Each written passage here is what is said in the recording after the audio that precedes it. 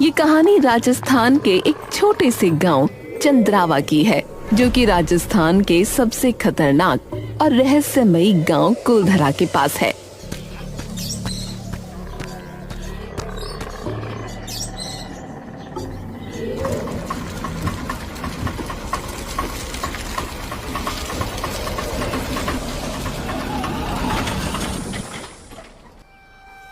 लो जी भाई साहब, लो आ गयो थारा गांव चंद्रावा।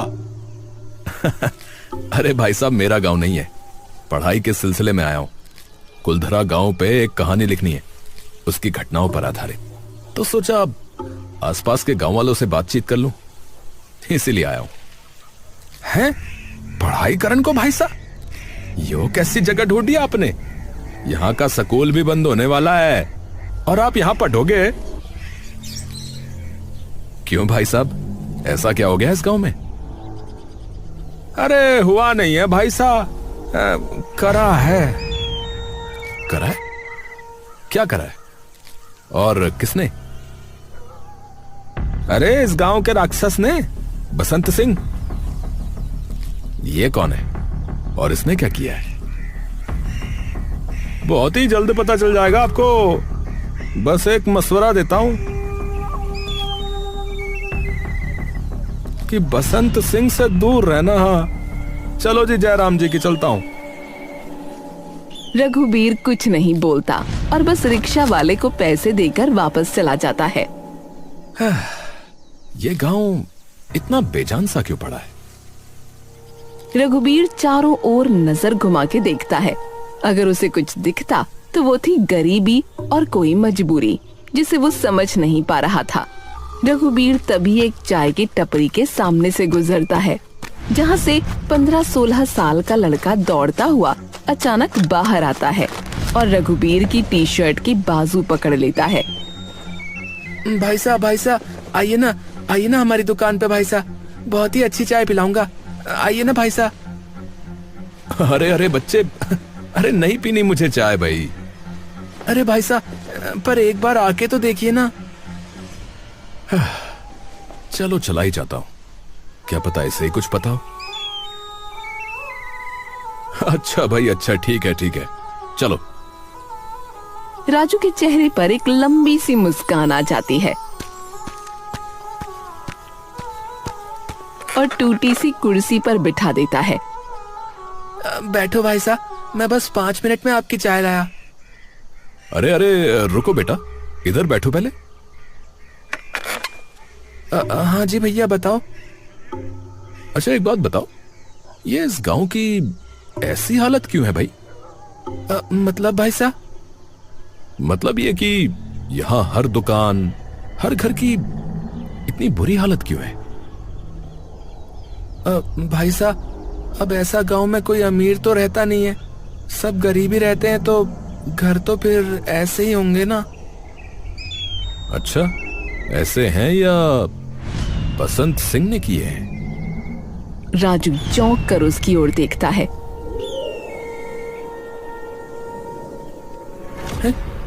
आपको पता है उसके बारे में?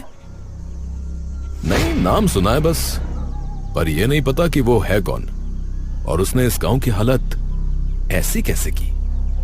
तुम्हें पता है क्या? भाई साहब, इस बालक को क्या पता। रघुबीर पलटकर जय सिंह की ओर देखता है। राजू दौड़कर जय सिंह के पास चला जाता है। बापू देखा, मैंने कही थी ना कि एक ग्राहक तो जरूर लाऊंगा। शाबाश शाबाश। नमस्ते भाई साहब। खम्मा घड़ी भाई साहब, खम्मा घड़ी।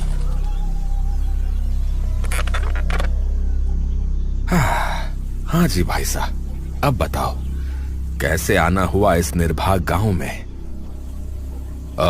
मैं असल में अपनी पढ़ाई के सिलसिले में आया हूं।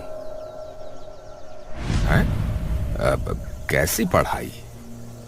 मतलब यहाँ पास में कुलधरा गांव है ना, उस पर एक कहानी लिखनी है मुझे। जय सिंह थोड़ी सी अजीब निगाहों के साथ उसे देखता है। कुलधरा के बारे में? जी, क्या हुआ? बात यह है कि ज्यादातर लोग उस गांव के आसपास आने से भी डरते हैं। हाँ, मैं जानता हूं, मेरी दादी ने मुझे उस गांव की कहानी बता रखी है। तो फिर आप यहाँ क्यों आए? उस गांव में कोई रहता नहीं है, तो सोचा कि आसपास के गांव वालों से बातचीत करूं, और जब देखा तो सबसे करीब गांव यही था। लेकिन यहां आके देखा तो कहानी कुछ और ही निकली। दादी तो मुझे यह बताती थी कि ये काफी सशक्त गांव है, पर यहां तो बहुत बुरा हाल है। अब चलो पहले तो मुझे ये बताओ कि आपको कुलधरा के बारे में क्या क्या पता है, और फिर मैं इस गांव के बारे में बताता हूं। दादी ने तो मुझे यह बताया था कि जब कुलधरा में पालीवाल ब्राह्मण बसा करते थे, सब सही चल रहा था। लेकिन फिर वहां एक बार सलीम सिंह आया, जो जैसलमेर का प्रधानमंत्री था। बहुत ही ज्यादा अमीर और राजनीतिक रूप से मजबूत। और जब वो आया तो उसे गांव के प्रधान की बेटी पसंद आ गई, और उसने ठान लिया कि वो उसको पाके रहेगा। लेकिन सभी गांव वालों को पता था कि सलीम सिंह कैसा इंसान है, तो गांव के प्रधान ने उसे सबके साथ मिलकर मना कर दिया। लेकिन जैसे ही मना किया तो ये बात उसके दिल पर लग गई, और उसने धमकी दे दी सभी गांव वालों को कि अगर उसकी शादी उस लड़की से ना हुई तो वो सभी गांव वालों को मार देगा। ये सुनकर सभी गांव वालों ने फैसला लिया कि वो गांव छोड़ देंगे, लेकिन अपनी लड़की को उसको कभी नहीं देंगे। एक रात में पूरा गांव खाली हो गया। अगले दिन जब सलीम सिंह आया तो उसे एक इंसान भी नहीं दिखा, न किसी के घर पर कोई भी सामान। और आज तक किसी को पता नहीं चल पाया कि वे लोग कहां गए, और एक रात में पूरा गांव कैसे खाली हो गया। जब वे गांव से जा रहे थे तो उन्होंने उस गांव को श्राप दिया कि कोई भी उनके इस गांव में कभी भी नहीं रह पाएगा। तो जो भी आता उसके साथ अजीब अजीब चीजें होने लगती, और वो डर के वापस चला जाता। बस कुछ ऐसी ही कहानी है इस गांव की भी। यहां भी आया है एक सलीम सिंह जैसा राक्षस अमीर और ताकतवर, जिसने आते ही इस गांव की दुर्गति कर दी। हाँ, मैंने सुना है उसके बारे में। और उसने ऐसा किया क्या है और क्यों? क्योंकि वो गांव पे कब्जा करना चाहता है। सबके घर हटाकर यहां अपनी फैक्ट्रियां बनवाना चाहता है। पहले बसंत ने पानी की सप्लाई कटवाई, फिर पूरे गांव का राशन रुकवा दिया। सरकार से पास हुए स्कूल सड़क के काम भी उसने रोक दिए। साफ कह देता है कि गांव खाली करो, वरना हाल और बुरा होगा। अगर उसका कुछ ना हुआ तो चंद्रावा का भी वही हाल होगा जो कुलधरा का हुआ। ये गांव भी खाली हो जाएगा किसी रईस जादे की वजह से। या तो लोग चले जाएंगे, नहीं तो भूखे मर जाएंगे। तो उसे कोई रोकता क्यों नहीं है? कलयुग है बेटा यो। यहां असुर से बचाने वाला कोई देवता ना आने वाला, समझ गए हो?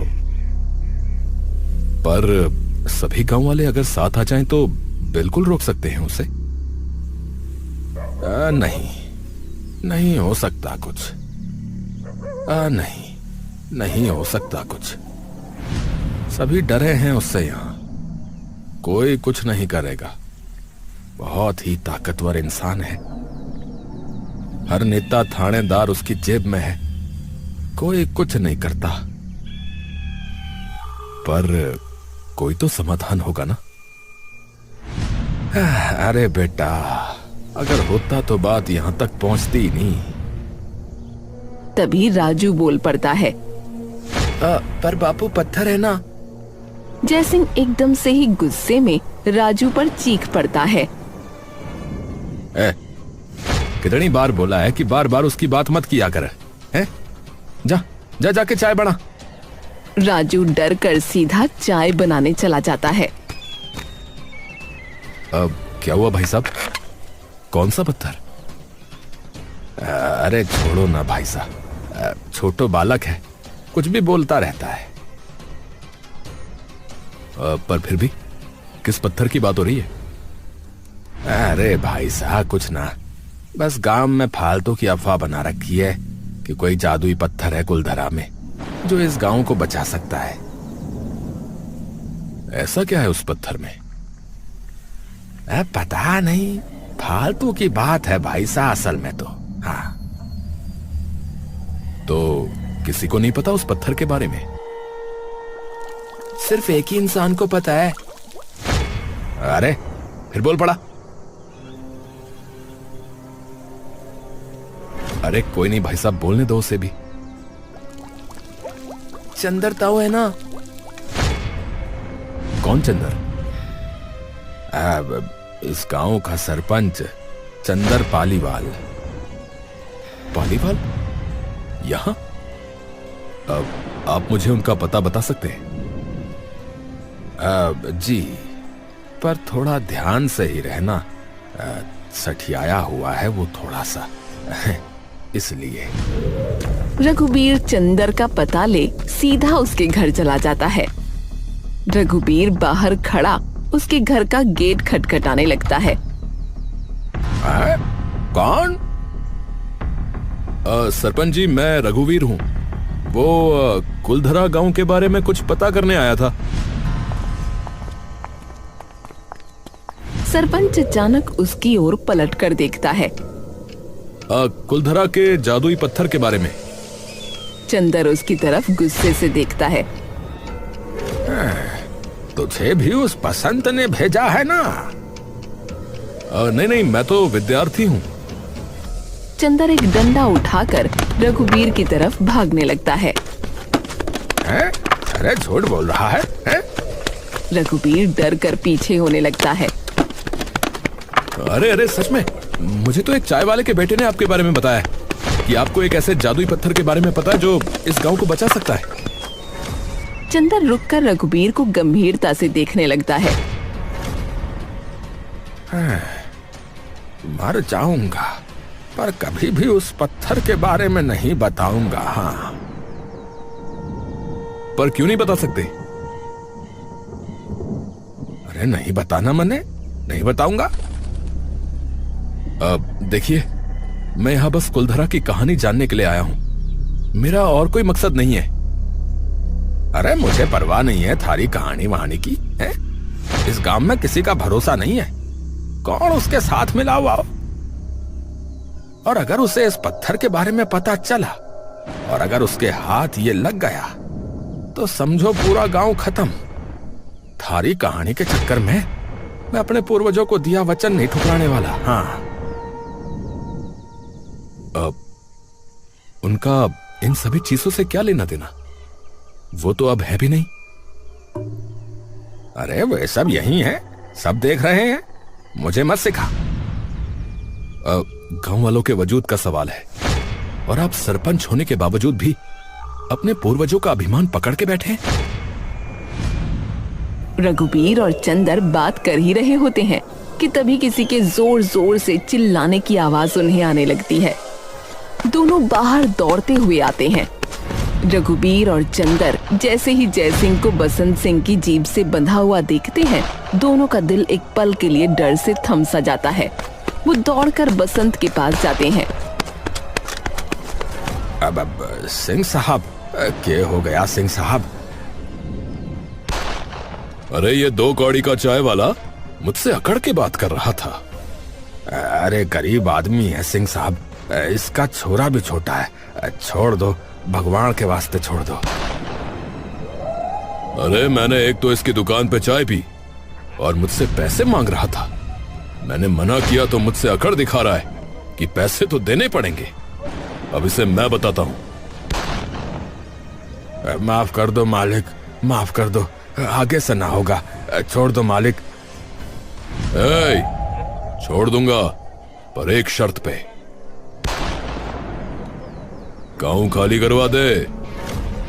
रघुबीर की आंखें जो ये सब देख रही थीं, उसे भरोसा ही नहीं होता और तभी उसकी नजर भीड़ में खड़े जय सिंह के बेटे राजू पर जाती है, जो बस सर झुकाए सहमा हुआ आंसू बहा रहा होता है। राजू। तभी बसंत सिंह अचानक जीप तेजी से चलाकर जय सिंह को घसीटते हुए आगे निकाल ले जाता है। सरपंच वहीं बेबस खड़ा जय सिंह की चीखें सुनता रहता है। राजू को इस तरीके की बेबसी से रोता देख मानो रघुबीर के पूरे बदन में आग सी लग जाती है। सरपंच चुपचाप अपनी चारपाई पर बैठा सामने की खाली दीवार को निहार रहा था। तभी रघुबीर वहां आ जाता है। उसका चेहरा गुस्से से लाल। अभी भी कुछ नहीं बोलोगे आप?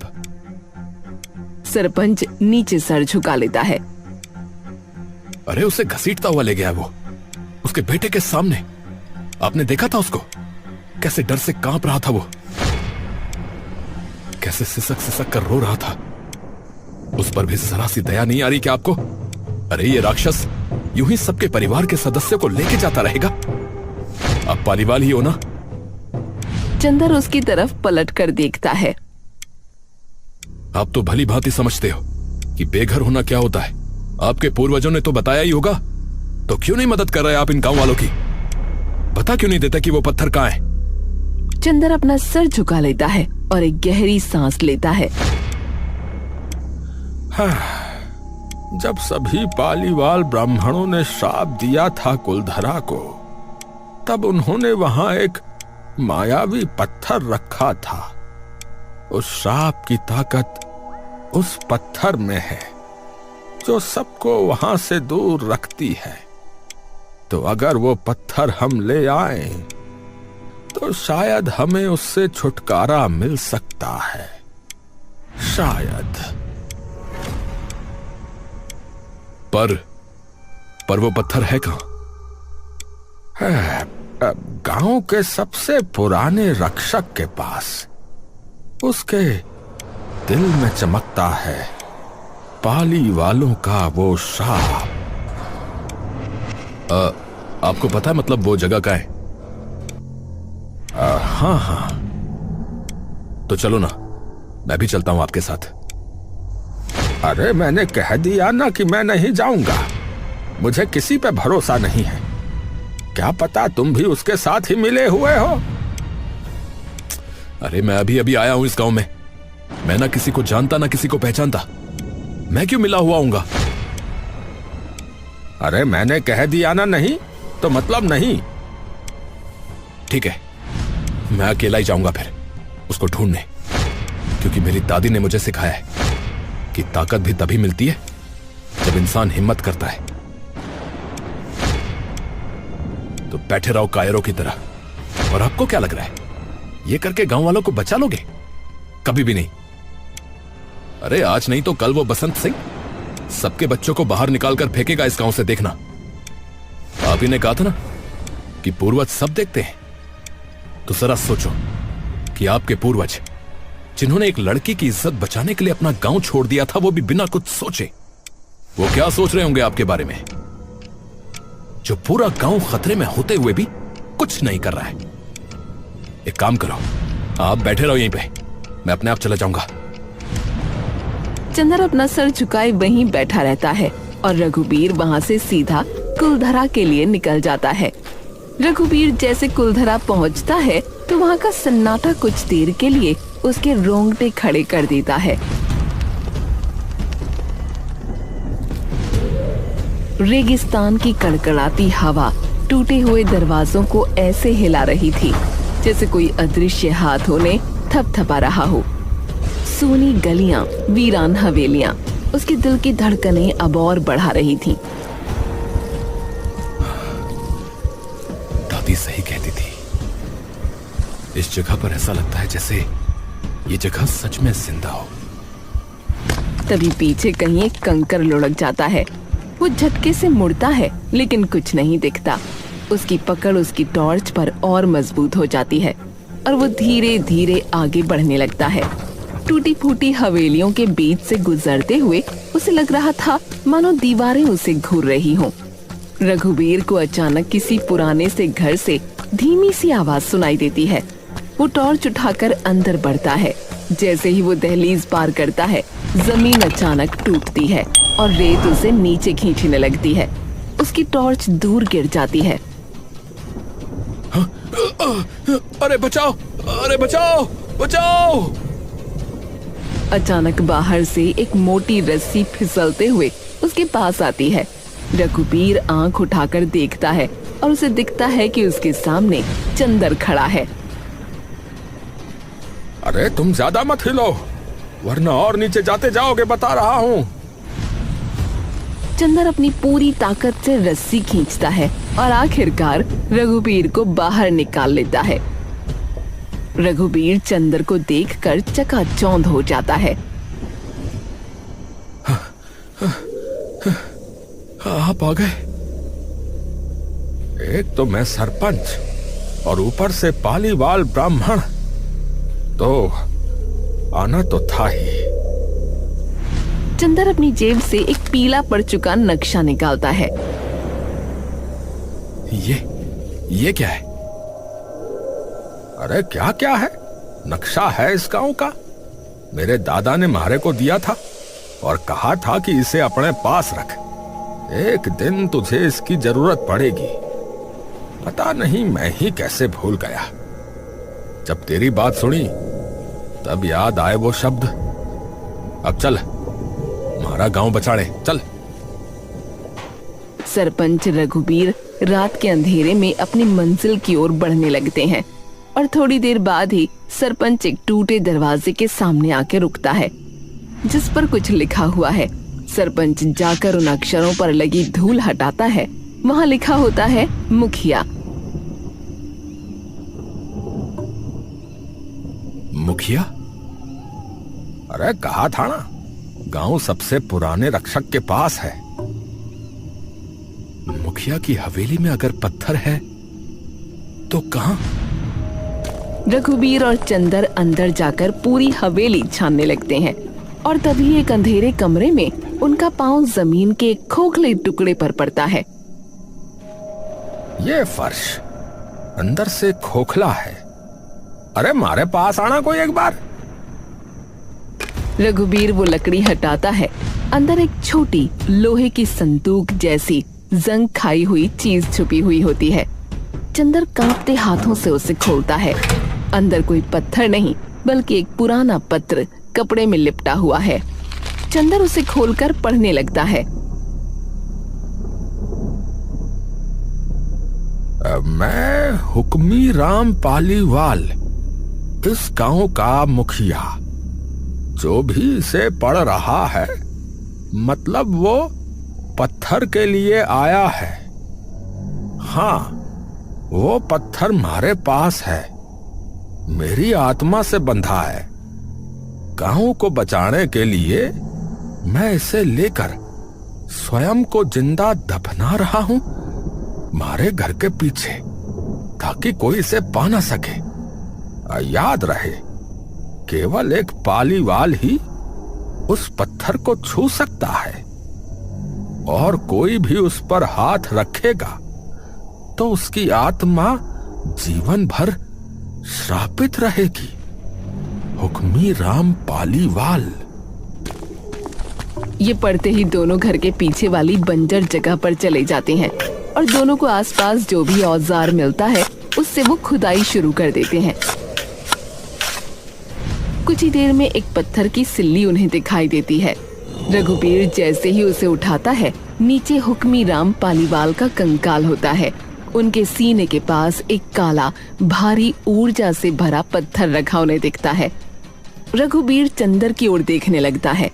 चंदर कांपते हाथों से वो पत्थर उठाता है। उसे कुछ नहीं होता। सरपंच पत्थर का एक छोटा हिस्सा तोड़कर बाकी वापस मुखिया के मृत शरीर के पास रख देता है और उनके सामने हाथ जोड़ लेता है। हिम्मत देना और हमेशा यूं ही हम पर दया दृष्टि बनाए रखना हमारे पूर्वजों। दोनों उन्हें फिर से दफना देते हैं ताकि वो ग्राम रक्षक के रूप में अपना काम करता रहे। और आखिरकार चंदर और रघुबीर उस पत्थर को लेकर सीधा मुखिया की हवेली के सामने पहुंच जाते हैं। बसंत, बाहर आ। बसंत सिंह, देख तेरा अंत लेकर आए हैं हम। बसंत आंखें मसलता अपने छज्जे पर आता है। अरे ओ सरपंच, क्या हो गया बे? क्यों रात को दिमाग खराब कर रहा रे? तुझे चेतावनी देने आया हूँ और बस एक ही बार दूंगा कि निकल जा यहाँ से। अच्छा, नहीं तो क्या करेगा बे बुड्ढे? अरे नहीं, नहीं जाएगा, नहीं जाएगा। नहीं। बता बता क्या करेगा, बता। सरपंच पत्थर को कांपते हाथों में लेकर धीरे से मंत्र जैसे शब्द फुसफुसाता है। जिसने भी इस गांव को गलत नजर से देखा या इसे हड़पना चाहा, उसे मिट्टी में इतनी गहराई तक दफना दो कि कोई उसे कभी ढूंढ भी ना पाए। धरती बिजली की तरह कांपने लगती है और हवेली में दरारें पड़ने लगती हैं। उसका आलीशान बंगला ऐसे नीचे धंसता जाता है जैसे रण का एक लौता फूल माटी की आंधी में जमीन के अंदर धंसता जा रहा हो। पूरी हवेली देखते ही देखते धड़ाम से नीचे धंस जाती है। बसंत चीखता है और पल भर में ही उसकी हवेली उसके गुरूर और उसके साथ रेत में समा जाती है। और तभी सूरज अपनी जगमगाती किरणों के साथ देखते ही देखते गांव वालों की आंखों में चमक उठता है। रघुबीर अपना बस्ता तान कर घर से निकल ही रहा होता है कि तभी चंदर वहां आ जाता है। हो गई तैयारी वापस जाने की? जी। और जो कहानी लिखने आया था कुलधरा पे, वो लिख तो ली, पर यह कहानी अब सिर्फ कुलधरा की नहीं है। ये कहानी अब चंद्रावा की भी बन चुकी है। ये कहानी बन चुकी है उन पूर्वजों की जो अपने जाने के बरसों बाद भी अपनी पीढ़ियों की रक्षा कर रहे हैं, जिन्हें हम शायद भुला चुके हैं, लेकिन वो हमें नहीं भूले।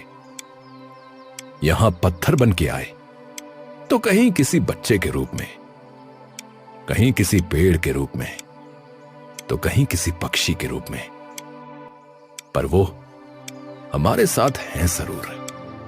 मुझे लगता था कि ये सभी बातें फिजूल की हैं, कि हमारे पूर्वज हमें देख रहे हैं या हमारी रक्षा करते हैं, लेकिन यहां आके पता चला कि कुछ कहावतें सच भी हो सकती हैं। चलो, कम से कम हमने तुम्हें कुछ तो दिया, अब भले ही कहानी ही सही। अब चलो, आ जाओ भाई, गांव वाले बाहर थारा इंतजार कर रहे हैं। चलो। चंदर बाहर निकलते ही देखता है कि सभी गांव वाले वहां इकट्ठा हुए हैं। तुम्हारा धन्यवाद हम कैसे करें, ये हम खुद नहीं जानते बेटा। काश उस वक्त कोई तुम जैसा कुलधरा में भी होता। अरे, तुम तो राम बन के आए हो, जिसने हमें इस गांव के रावण से मुक्त करवा दिया। तुम्हारा बहुत बहुत धन्यवाद बेटा। पर थारे ने किया क्यों हम सब के लिए ये सब?